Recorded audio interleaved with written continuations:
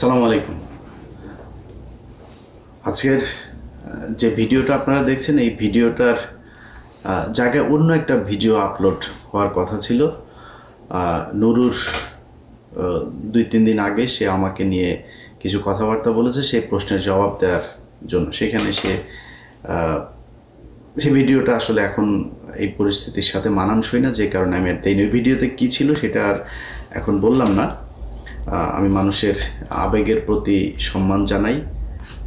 যদিও নূরের যে ঘটনা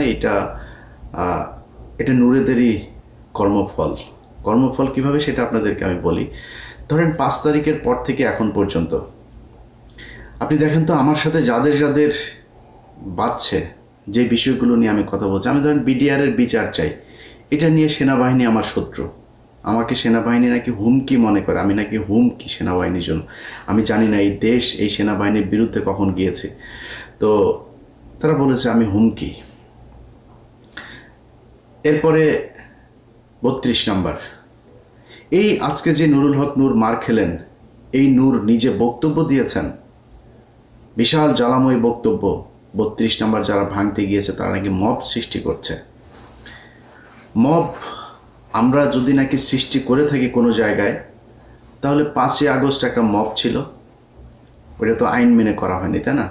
এই বর্তমান সরকারটা যে একটা মবের সরকার, আপনি যদি সেটাকে মব বলেন, আর যদি না বলেন, যদি বিপ্লব বলেন, তাহলে বিপ্লবীরা তো এরকমই করবে। বিপ্লবীরা তো আইন মেনে তারপরে কাজ করবে না। বিপ্লবীরা করছে। গতকালকের এই 2 দিন আগের যে ঘটনা, লতিফ সিদ্দিকী সহ আওয়ামী লীগের নেতাকর্মীরা এই যে ডিআরইউতে বসে যেই আওয়ামী লীগের আপনার অর্থায়নে সশস্ত্র বিপ্লব করার যেই পরিকল্পনা তারা সেখানে করেছিল, সেখানে পুলিশ গিয়েছিল, নুরু সাহেব আপনি গিয়েছিলেন, বিএনপি গিয়েছিল, জামাত গিয়েছিল, এই মব গিয়েছিল। মব যে তাদেরকে ধরেছে। এই বিপ্লবীরা যেদিন থেকে মাঠ থেকে উঠে যাবে, তারপরের দিন থেকে আপনি খেলা দেখবেন। যাদেরকে আপনারা এখন মব বলে, তারপরে হ্যাঁ যারা দখল করছে, চাঁদাবাজি করছে, সেটাতে আপনি ধরেন কোনো সমস্যা নাই, কিন্তু এই বিপ্লবীরা যদি মাঠ থেকে উঠে যায়, তাহলে আনসারদের ওইখানে যে ঘটনা, আনসাররাই যে গিয়ে সচিবালয়ে ঢুকতে চেয়েছিল, কি হইতো সেদিন? যেদিন কিনা আপনার এই ডিআরইউতে যেটা হলো, সেখানে এরা না থাকলে আপনি কে যাইতো? এরাই তো গিয়ে এখানে বিভিন্ন সময় বাঁচাচ্ছে, এরাই তো রাস্তায় নেমে আসে, সব দলে দলে নেমে এসে তারপরে এইভাবে ঠেকাচ্ছে। সো 5 তারিখের পর থেকে আজ পর্যন্ত এই বিপ্লবীরাই রাস্তা ঠিক করেছে, পুলিশের দায়িত্ব পালন করেছে, থানা বন্ধ ছিল, এগুলো এই বিপ্লবীরা করেছে। আপনারা সেটা এখন নাম দিয়েছেন মব নাম দিয়ে আপনারা কি করছেন সেটা একটু বলি। আমি নুরুর ব্যাপারে 2-একটা কথা বলি। আমার এই ভিডিওতে অনেক বাজেভাবে বলেছিলাম, অনেক কিছু ছিল, সেটা আনতে চাই না, ছোট করে একটু বলতে চাই। আপনার এই যে আন্তর্জাতিক অপরাধ ট্রাইব্যুনাল, তাজুল ভাইরে চেনেন? যাদের ওনার সাথে কথা বলার সুযোগ আছে, তাজুল ভাইকে জিজ্ঞেস করেন। উনি বসার 1 সপ্তাহের মাথায় নুরু তার নিজের লোক প্রসিকিউটর হিসাবে সে সেখানে বসাবেন। তাজুল ভাইকে সেটা বলেছেন। তাজুল ভাই বলেছেন যে আমি এই প্রক্রিয়ার ভিতর দিয়ে আসতে পারবো না, এটা এইভাবে করা যাবে না, এটা যথাযথ কর্তৃপক্ষের মাধ্যমে আসতে হবে।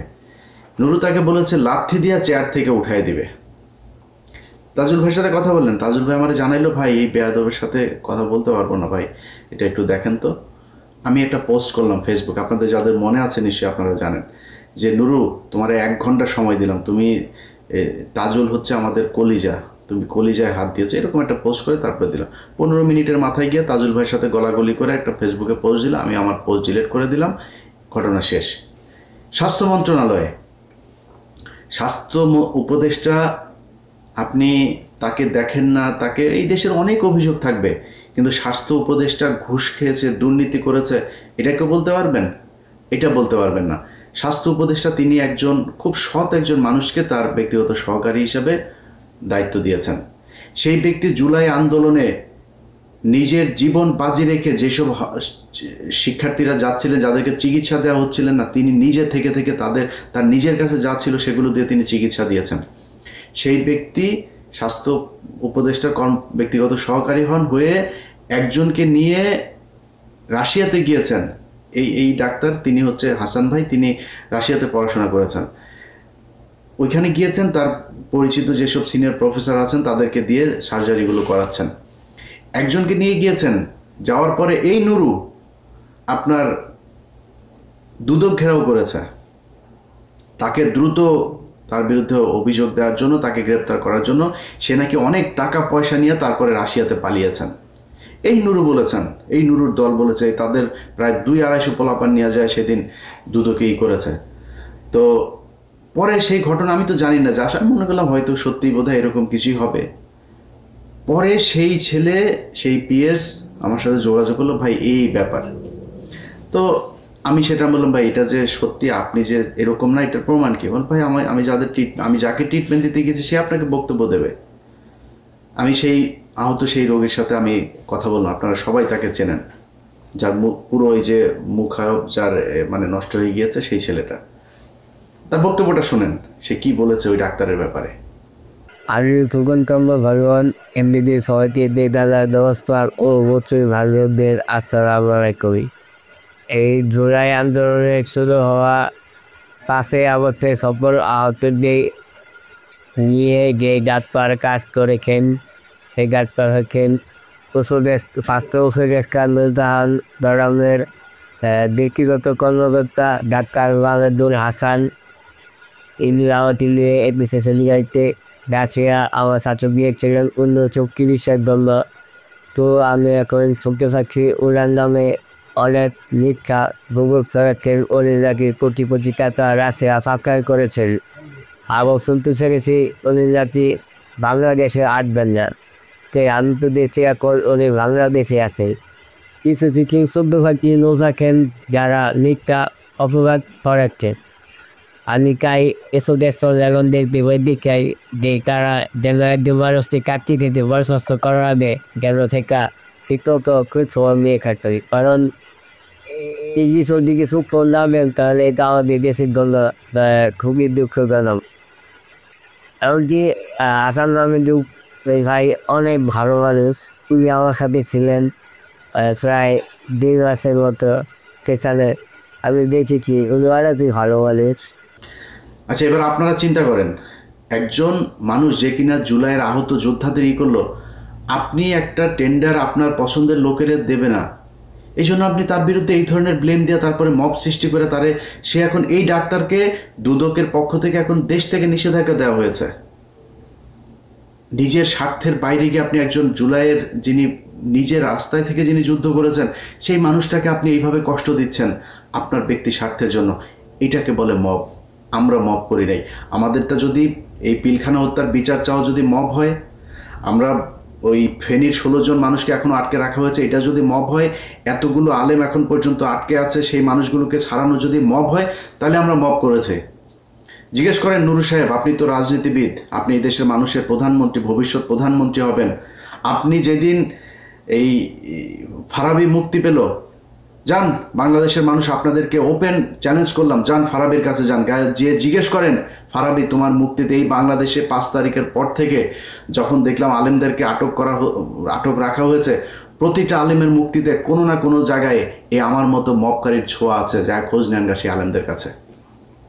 আমরা হচ্ছে মব সৃষ্টিকারী। নুরু আপনারা চিনেও না মনে হয়, এই যে জীবনে কোনোদিন কথাও বলেন নাই ফারাবি বের হয়েছে, গত সপ্তাহে বের হয়েছে। ফারাবির কাছে যা জিজ্ঞেস করেন নুরু জীবনে কোনোদিন 2 টাকা দিয়ে সাহায্য করেছে কিনা। আজকে সে আমাদেরকে বলে আমরা এখানে কাজ করে খাই, আমরা এখানে লেবার, এটা নিয়ে সে প্রশ্ন তুলে, আরে নুরু তোর পেটে পাড়া দিলে আমার পাঠানো টাকা এখনো পর্যন্ত তোর পেটের ভেতরে আছে। আমি একা না, এইখানে হাজার হাজার আমেরিকানরা তোর টাকা পাঠিয়েছে, তুই তো আমাদের কষ্ট নাই তো, আমরা সারা জীবন টাকা পাঠায় তোর এই করতাম। এখন এসে আপনি সুশীল সেজে গেলেন, মব সৃষ্টিকারীদের বিরুদ্ধে কথা বলেন, আমাদেরকে মব সৃষ্টিকারী বানান, এভাবে করেছেন। এখন আমরা তো ভাই, আমি ইলিয়াস হুসাইন, আমি তো ভাই কোনো কোম্পানিতে যাইনি, কোনো কোম্পানির ওরে রাখেন ওরে ছাড়েন এগুলি বলিনি। যে আওয়ামী লীগ করেছে আমরা তার পক্ষে তার বিপক্ষে দাঁড়িয়েছি। আপনারা যদি আমাদের কথা শুনতেন, আমরা সেনাবাহিনীর এই সেনাপ্রধানের বিরুদ্ধে কথা বলি নাই, সেনাপ্রধান যে কথা শোনে না, ডিজিএফআই যে এগুলো করে এগুলো আমরা বলি নাই। আপনারা তখন বলেছেন, এই নুরু বলেছে আমি নাকি দেশে বিশৃঙ্খলা, আমি আর পিনাকি দেশের বিশৃঙ্খলা তৈরি করতে চাই, তাই নাকি নুরুল হক নুরু? এখন যদি সেনাবাহিনী আপনারা এত পীড়িতের লোক এখন মারছে, সেই সেনাবাহিনী আমরা বলেছি তো সেনাবাহিনী ঠিক করতে, করেন নাই তো আপনারা, এটা আপনাদের ফসল। একইভাবে প্রতিটা জায়গায় এখনো পর্যন্ত যেভাবে আওয়ামী লীগের লোকজনকে বিএনপি জামাত তাদের মতো এত মানবিক আমি এই দুনিয়ায় দেখিনি। আরে ভাই, আওয়ামী লীগ পালিয়েছে, আওয়ামী লীগের যা ফেলে গিয়েছে এগুলি আপনি এগুলির দাবিদার। তারা এই দেশের জনগণের টাকা পয়সা কামিয়ে এই সম্পদ অর্জন করেছে, এটা গনিমতের মাল। এই মাল আপনি খান, যেমনে পারেন খান, আমার কোনো সমস্যা নাই। সেই আওয়ামী লীগকে তারা আবার পুনর্বাসন করে। একজন বিদেশে ইন্ডিয়াতে বসে আছে, তার ব্যবসায় দুদিন আগে মিরপুরে শুনলাম, তার ব্যবসা এখন আরেকজন দেখভাল করেন, বিএনপির এক নেতা। কেন ভাই? তার ব্যবসা আপনার পুরো ব্যবসা নিয়ে নেন, আপনারা না করেন তো কেউ, আপনি তাদেরকে বাঁচাচ্ছেন। এইভাবে সারা দেশে আওয়ামী লীগকে বিএনপি, জামাত, এই গণ অধিকার পরিষদ, এনসিপি সবাই পুনর্বাসন করছে। যদি নাকি এই রাজনীতিবিদ শুয়োরের বাচ্চাদের যদি মিনিমাম কমন সেন্স থাকতো, তাহলে প্রথমে এসে এই দেশে পিলখানার বিচার চাইতো।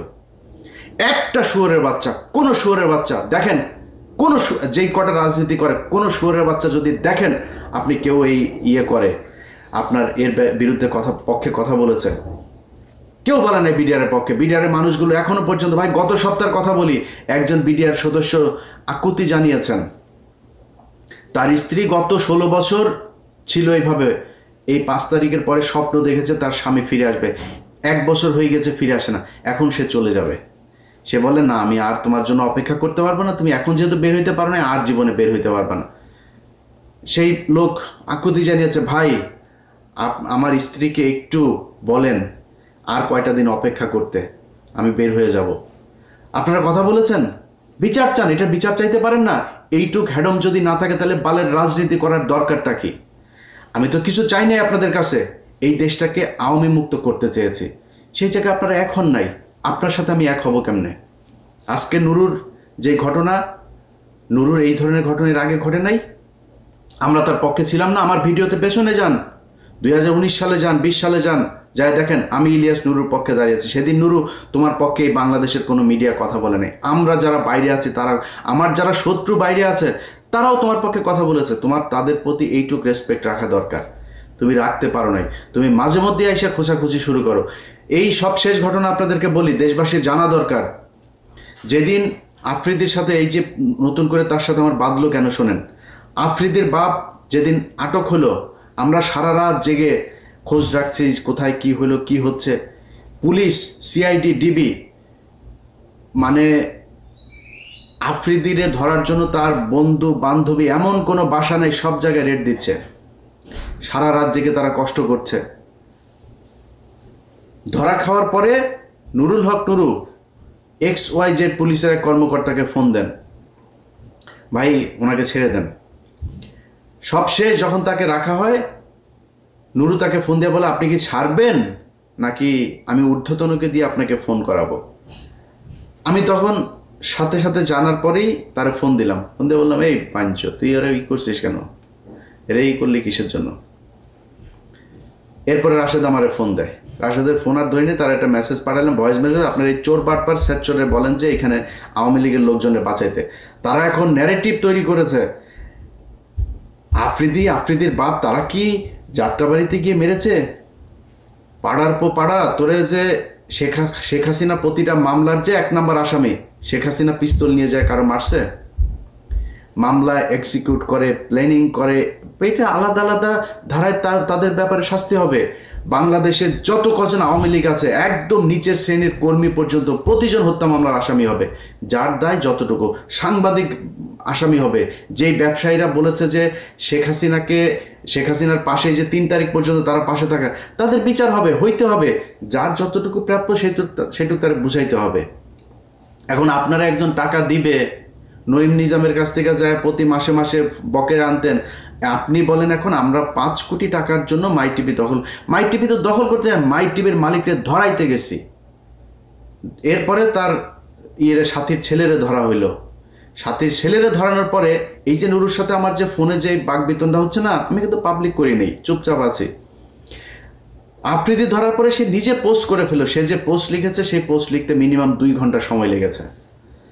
পোস্ট লিখে তারপরে সে জানান দিল যে আফ্রিদি এবং মাই টিভির পক্ষে সে। আরে বেটা, তুই আফ্রিদির খবর জানিস না? আফ্রিদি কি করেছে তুই জানিস না? আফ্রিদি গত সরকারের আমলে একটা ছবি থাকার কারণে ওই যে রাহির ব্যাপারে সে প্রশ্ন তুলেছে, রাহি ছাত্রলীগ করতো। রাহি ছাত্রলীগ যদি নাকি আফ্রিদির পায়ে ধরে যদি রাহি ছাত্রলীগ হয়, রায় তো বলেছে আমাকে জোর করে ছাত্রলীগ করানো হয়েছে, আমাকে দল করানো হয়েছে। যদি নাও করানো হয়, সে যদি করেও থাকে, তাহলে শেখ হাসিনার পায়ে ধরে যে তুই মাপ চাইলি, শেখ হাসিনার যে তুই মা বললি, তাহলে তুই কি? অতএব হিসাব করতে হবে নুরুল ভাই। আপনি বিএনপির যাদের বিরুদ্ধেও এখন কথা বলি, তারা ভাই এই দেশে রাজনীতির জন্য, এই দেশে আওয়ামী লীগের বিরুদ্ধে কথা বলতে গিয়ে নির্যাতন সহ্য করেছে। আপনি বিএনপিরে উড়ায় ফেলতে পারবেন? বিএনপির লক্ষ লক্ষ মানুষ এই আওয়ামী লীগের বিরুদ্ধে শেষ পর্যন্ত তাদের পক্ষে আসে নাই। জামাত ইসলামের লোক তাদের পক্ষে আসে, জামাত ইসলামের আমিরের পর্যন্ত আমি ছাড়ি নাই। আমার এত সম্মানিত লোক, আমি তারা ছাড়ি নাই। সন্তোষ শর্মাকে তারা দাওয়াত দিয়েছে। আমি সেই জায়গায় যুদ্ধ করি ভাই। আমারে নিয়ে এইসব চাঁদামাজি মাদামাজি এগুলি বলে লাভ নেই। আপনি যা মন চায় বলেন, চাঁদাবাজি করলে সেগুলি তো ভোগ করবো, তাই না? দেখবেন তো টুডে টুমোরো পাবেন না কোনো জায়গায়। সো আপনি মাই টিভি থেকে 5 কোটি টাকা চাঁদা আনতে গিয়েছি, তারপরে মাই টিভি অর্ধেক শেয়ার চেয়েছি। আরে বেটা, মাই টিভির শেয়ার চাইতে হয় আমার? আমি মাই টিভির শেয়ার চাও? মাই টিভির চেয়ে বড় বড় টিভির শেয়ারের জন্য আমার পিছনে ঘুরে আমি শেয়ার নেই নাই, আর তুই মাই টিভির শেয়ারের জন্য আমি পিছনে পিছনে। আমি কোনো কোম্পানি, কোনো প্রতিষ্ঠান, বহু কোম্পানি প্রতিষ্ঠান আমার ই করার জন্য, পার্টনারশিপে নেওয়ার জন্য 5 তারিখের পর থেকে সবাই বলছে মাপ চাই, দোয়া চাই। আমি এইসব এই টাকা পয়সার এই লেনদেনে যাইতে পারবো না।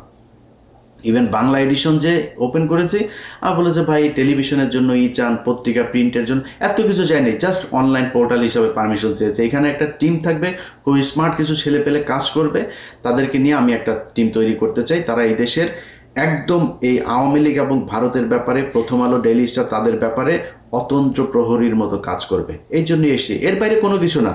আপনাদের কাছে অনুরোধ জানাই ভাই, যারা এখনো পর্যন্ত সচিবালয়, পুলিশ, প্রশাসন, সেনাবাহিনী সব জায়গায় আওয়ামী লীগের লোকজনকে টাকা পয়সা নিয়ে তারপর বসিয়ে রেখেছেন, এর বিচার আপনাদেরকে, এই নুরুর মতো, নুরু যেভাবে আঘাতপ্রাপ্ত হয়েছে এইভাবে আপনাদের কপালে ফিরে আসবে।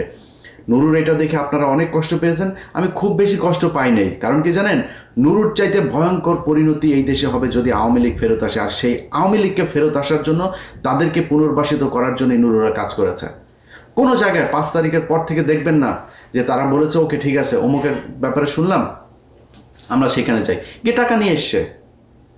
এখন ওই কথা যদি নাকি আপনাদেরকে এক এক করে যদি বলতে হয়, সেটার জন্য ভিডিও তৈরি করেছিলাম, কোথায় কোথায় কি করেছে, বাট পরিস্থিতিটা আমাকে সেই ভিডিওটা আপলোড করতে দেয় নাই, দিলাম না, এতটুকুই বললাম। এখনও সময় আছে, নুরু সহ বিএনপি, জামাত যারা যারা আছেন, এই বিপ্লবীদেরকে মব ট্যাগ দিয়ে তারপরে আওয়ামী লীগকে পুনর্বাসিত করে যদি নাকি দেশ চালাইতে চান, আপনাদেরকে সামনে আরও অনেক বিপদ হইতে হবে। ভালো থাকেন, আল্লাহ হাফেজ।